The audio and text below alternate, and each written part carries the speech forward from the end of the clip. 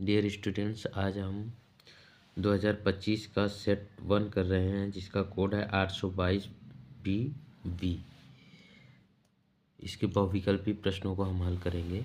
हमारे पास सबसे पहले क्वेश्चन दिया गया है, एक परिमेय संख्या और एक अपरिमेय संख्या का योग क्या होता है। अपरिमेय संख्या, इस क्वेश्चन को हम पहले भी कर चुके हैं। उसके बाद हमारे पास क्वेश्चन है, संख्या 156 का अभाज्य गुणनखंड क्या होगा। अभाज्य गुणनखंड ज्ञात करने के लिए मैं आपको यहाँ पे करके दिखा देता हूँ। ये है 156। इस 156 को जैसा कि हम लोग इसका गुणनखंड बनाते हैं, 2 7 14, 2 8 16 और 2 से इसको काटेंगे, 2 3 6, 2 9 18 और 3 ये हो गया 13। तो हमारे पास ये बन जाएगा 2 की घात 2 गुणे 3 गुणे 13, 2 की घात 2 गुणे 3 गुणे 13। ऑप्शन नंबर बी सही विकल्प है। इसके बाद हमारे पास क्वेश्चन है, 3x + 5y बटे में 3x - 5y बराबर 7/3। इसको हल करने के लिए हम इसको तिर्यक गुणा कर देते हैं। तिर्यक गुणा करेंगे तो हमारे पास आ जाएगा 3 ब्रैकेट में 3x + 5y बराबर हमारे पास है ये 7 ब्रैकेट में, ये इस साइड जाएगा तो 3x - 5y बन जाएगा। हमने क्रॉस मल्टीप्लाई किया है, तिर्यक गुणा किया है। इसका गुणा इसमें कर दो, 9x + 15y बराबर 21x - 35y। इसके बाद हमने क्या करना है, x वालों को एक साइड करना, 9x - 21x = -35y - 15y। इसके बाद हमारे पास इसको सॉल्व करेंगे तो -12x बराबर हमारे पास आ जाएगा -50y। तो हम देखिए यहाँ पे कर सकते हैं, x बटे में y बराबर हमारे पास आ जाएगा -50 बटे में -12। माइनस माइनस कैंसिल हो जाएगा और इसको हम काट सकते हैं, 25 बटे में 6। हल होके हमारे पास आ जाएगा 25 बटे में 6। तो आपका सही आंसर हो जाएगा 25:6। ये आपका सही आंसर है। ये इसके बाद हमारे पास क्वेश्चन है, 3x² - 2x + 1/3 = 0 का विविधकर क्या होगा। तो हमें इसकी कंडीशन पता होनी चाहिए, b² - 4ac = 0। तो b की वैल्यू हम यहाँ से ले लेंगे, कितनी हो जाएगी, -2 का स्क्वायर -4, a की वैल्यू हमारे पास 3 और c की वैल्यू 1/3। विविधकर का मान ज्ञात करना है तो हमें इसको 0 के बराबर नहीं रखना है, ये मान हमें निकालना है। ये मान 0 के बराबर कब रखा जाता है, जब इसके मूल समान होते हैं।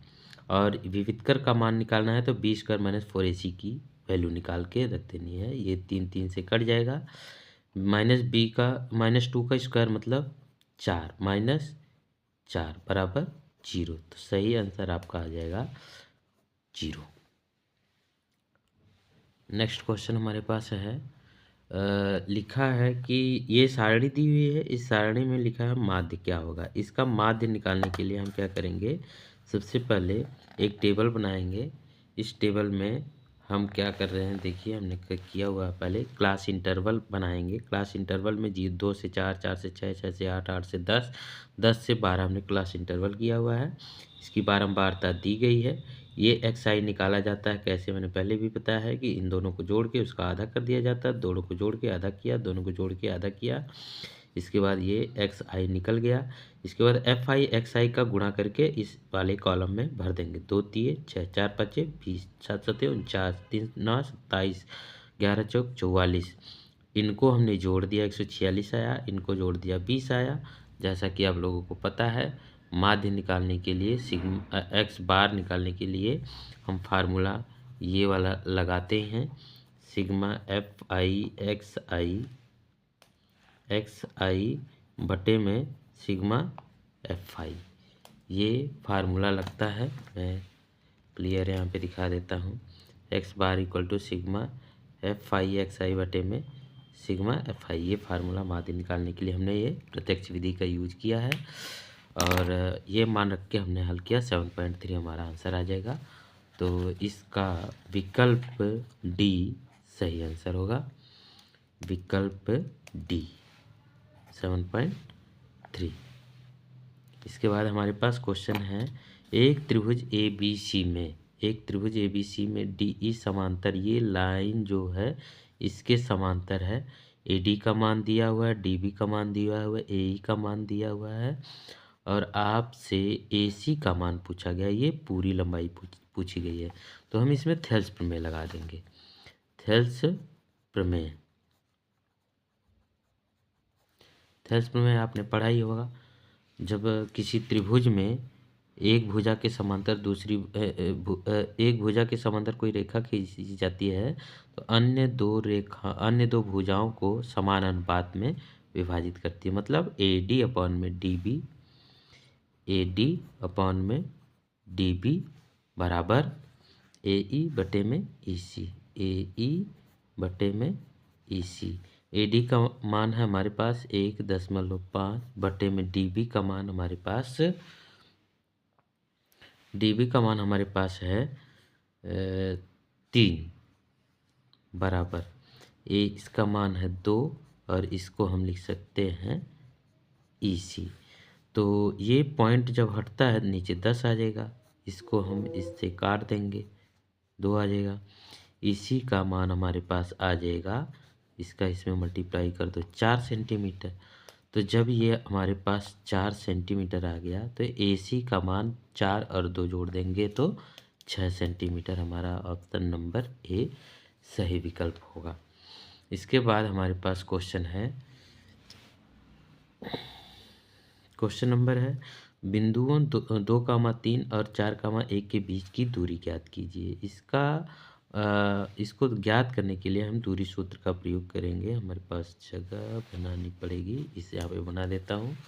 दूरी सूत्र का फार्मूला हमारे पास होता है रूट x2 माइनस x1 का square plus y2 minus y1 का स्क्वायर। हमारे पास 2 बिंदु दिए गए हैं, 2,3 और है 4,1। इसको हमने x1 y1 x2 y2 मान लिया।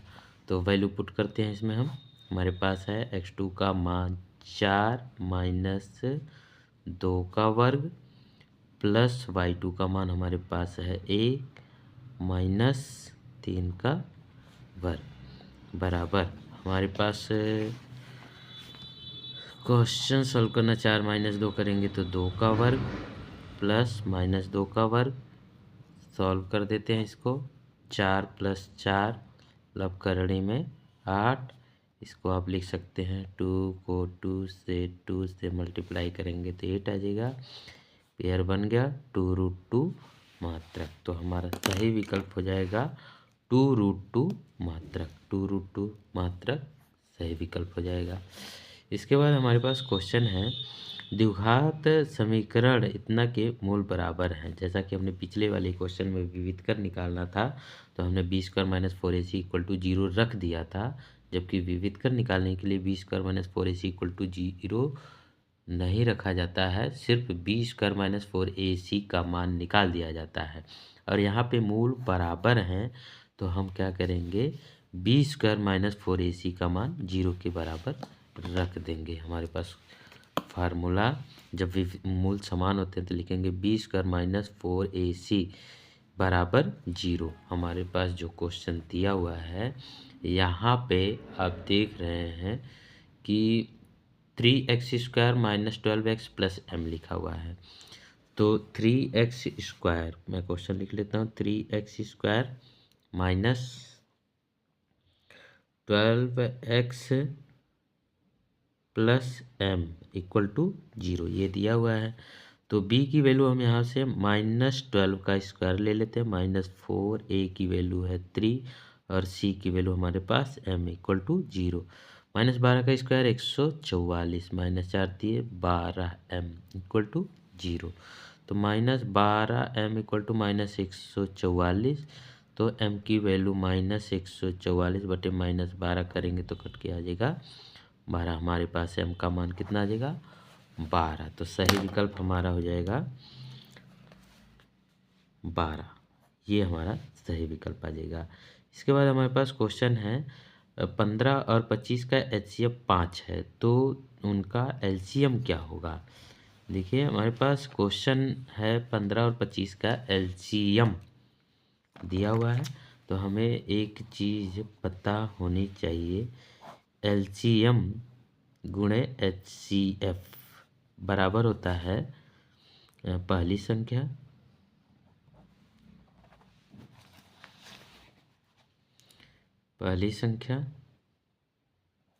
गुणे दूसरी संख्या।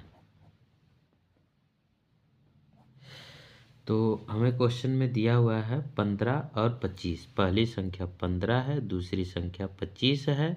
इनका जो HCF दिया हुआ है, इसका मान दिया है 5, LCM हमें निकालना है। तो LCM हम निकालेंगे 15 गुणे 25 बटे में 5, इसको इससे काट देते हैं, हमारे पास इसका LCM मिल जाएगा 25 दिए 75, ये आपका सही विकल्प होगा। तो हमारे पास देखिए 25 दिए 75, ऑप्शन नंबर 20 सही आंसर होगा। इसके बाद हमारे पास क्वेश्चन है AP 3, -1, -3 के लिए सार्वंतर क्या होगा। सार्वंतर निकालने के लिए जैसे हम D निकालते हैं A2 - A1 से निकाल लेंगे। A2 का मतलब जैसे मान लीजिए A1, A2, A3, A4 से हमारी AP शुरू हो रही है, तो दूसरे वाले पद में से उसके जस्ट पहले वाले पद को घटा दिया जाता है। तो ये हमारे पास हो जाएगा 1 - 3 करेंगे तो हमारे पास -2 आ जाएगा। इसका आंसर हमारे पास आ जाएगा -2। उसके बाद हमारे पास क्वेश्चन है माध्यक वर्ग कैसे निकलेगा। माध्यक वर्ग निकालने के लिए सबसे पहले हमें इसकी सारणी बनानी होगी हल करने के लिए, फिर इसके बाद मैं समझा रहा हूँ आप लोगों को। इस क्वेश्चन को लगाने के लिए सबसे पहले ये जो माध्यक वर्ग निकालना है, हमने सारणी बना ली है। सारणी बनाने में क्या है कि हमने वर्ग अंतराल लिखा है 0 से 5, 5 से 10, 10 से 15, 15 से 20, 20 से 50, 20 से 25 सॉरी। और इसमें बारंबारता दी हुई है 2, 7, 3, 10, 4, क्वेश्चन में आपने देखा ही होगा। और ये संचयी बारंबारता CF निकाला जाता है। CF निकालने के लिए हम कैसे करते हैं, सबसे पहले 2 को यहाँ पे लिखेंगे, फिर इस 2 के इसमें जोड़ के यहाँ पे लिखेंगे, इसको इसमें जोड़ के यहाँ पे लिखेंगे, इसमें जोड़ के यहाँ पे लिखेंगे, इसमें जोड़ के यहाँ पे लिख रहे हैं। ये इस तरह से हम संचयी बारंबारता निकाल लिए हैं। इसके बाद ये बारंबारताओं का योगफल n बराबर 26 आया है। हम क्या करते हैं कि n बटे 2 लगाएंगे, तो 26 बटे में 2 करेंगे तो हमारे पास 13 आएगा। ये 13 से बड़ी संख्या हम चेक करेंगे CF में क्या दिया हुआ संचयी बारंबारता में। ये 13 से छोटी है, ये 13 से छोटी है, ये 13 से छोटी है, इसको नहीं ले सकते। 13 के जस्ट बाद बड़ी, बड़ी तो दोनों संख्याएं हैं, लेकिन 13 के जस्ट बाद कौन सी संख्या बड़ी है उसको लेके उसके सामने हम जाएंगे, जो वर्ग मिलेगा यही आपका माध्यक वर्ग कहलाएगा। माध्यक वर्ग ये है, तो हमारा सही आंसर है इसमें माध्यक वर्ग निकालने में हमने निकाला है 15 से 20, ये आपका सही आंसर है। इसके बाद हमारे पास क्वेश्चन है tan A बराबर 1 लिखा हुआ है। तो आपको पता है ये लिखा है tan A, ठीक, और हमें tan कितने का मान 1 होता है, tan 45 अंश का मान 1 होता है। तो यहाँ से कोण A का मान मिल गया 45 अंश, ठीक। तो हमें इसका मान बताना है, 2 sign A into cos A. वैसे तो ये एक फार्मूला है, पर 10th क्लास में पढ़ाया नहीं जाता अभी, ये आपको मिलेगा 11th में। तो यहाँ पे 2 साइन 45 अंश इंटू कॉस 45 अंश लिख देंगे हम। तो हमें कॉस 45 अंश है, मान इसमें रख देना है। यहाँ पे लिख सकते हैं 2 गुणे साइन 45 का अंश का मान होता है 1/2 में 2, और कॉस 45 अंश का भी मान 1/2 में 2। ये दोनों हल होके 2 आ जाएंगे, 2 2 से कट जाएगा, तो आपके पास आंसर 1 बच जाएगा। यही आपका सही आंसर है। इसके बाद हमारे पास क्वेश्चन है, वृत्त के केंद्र से 25 सेंटीमीटर दूर स्थित बिंदु Q से वृत्त की स्पर्श रेखा की लंबाई 24 सेंटीमीटर है, वृत्त की त्रिज्या ज्ञात करनी है। तो इस क्वेश्चन को मैं यहाँ लगा देता हूँ। जैसे इस क्वेश्चन में लिखा हुआ है, एक वृत्त के केंद्र से 25 सेंटीमीटर, मान लीजिए हमारे पास वृत्त के केंद्र से ये 25 सेंटीमीटर दूर बिंदु Q से इस वृत्त पर एक स्पर्श रेखा खींची गई है। बिंदु स्पर्श रेखा की लंबाई दिया है 24 सेंटीमीटर। आपको पता है वृत्त के केंद्र से स्पर्श बिंदु को जब मिलाया जाता है तो ये त्रिज्या इस स्पर्श रेखा पर लंब होती है। मान लीजिए ये बिंदु P है, ये बिंदु O है, तो इसमें हम पाइथागोरस प्रमेय लगाएंगे। पाइथागोरस प्रमेय लगाएंगे तो OQ स्क्वायर बराबर OP square plus PQ square आएगा। ये साफ दिखेगा आपको। ये हमने पाइथागोरस प्रमेय इसमें लगाया है। इसके बाद OQ का मान हमारे पास है 25, 25 का वर्ग बराबर OP का हमारे पास दिया नहीं पता है, जो एक त्रिज्या है, इसको हमने R मान लिया, प्लस ये PQ का मान है 24 का वर्ग। तो ये 25 का वर्ग 625 बराबर OP स्क्वायर प्लस 576। इसके बाद हमारे पास जो 625 माइनस 576 है, हमने OP स्क्वायर के बराबर रखा, तो इसमें से इसको हम घटा रहे हैं।